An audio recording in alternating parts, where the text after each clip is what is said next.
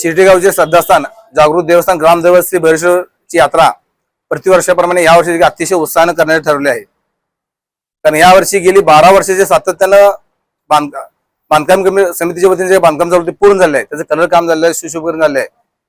त्या निमित्ताने यावर्षी मंदिराचं काम पूर्ण झालं, आनंद उत्सव साजरा करण्यासाठी शिर्डीचे सर्व ग्रामस्थ, सर्व तरुण मंडळ, सर्व सेवा संस्था, पतसंस्था, गावातील सर्व बांधवांनी मिळून यावर्षी यात्रेच्या मुख्य दिवशी हेलिकॉप्टरने पुष्पवृष्टी करण्याचे ठरवले आहे।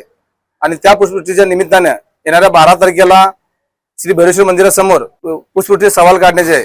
पुष्पवृष्टीचे 6 सवाल काढण्याचे, हेलिकॉप्टरचे 6 सवाल काढण्याचे भैरवेश्वर यात्रा कमिटीच्या वतीने ठरवले आहे। 6 मुख्य मानाचे सवाल काढले जातील आणि या सवालामध्ये कमीत कमी 5 ते 6 लोकांना आपल्या परिवारासह बसता येईल।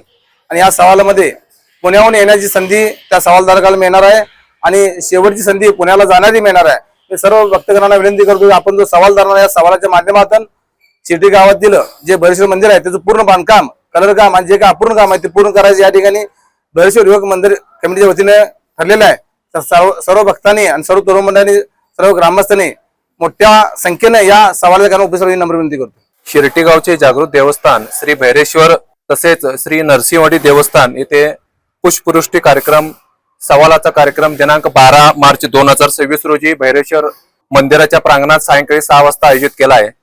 सांगण्याचं औचित्य म्हणजे जे मंदिराचं बांधकाम सर्व ग्रामस्थांनी मिळून पूर्ण केलं आहे, त्याला रंगरंगोटीचा कार्यक्रम देखील पूर्णत्वास येत आहे। गावातील युवक यात्रा कमिटीनं पुष्पवृष्टीचं कार्यक्रमाचं आयोजित केलेलं आहे। मग त्यासाठी मानाचे असे 6 सवाल काढायचं आयोजित आहे।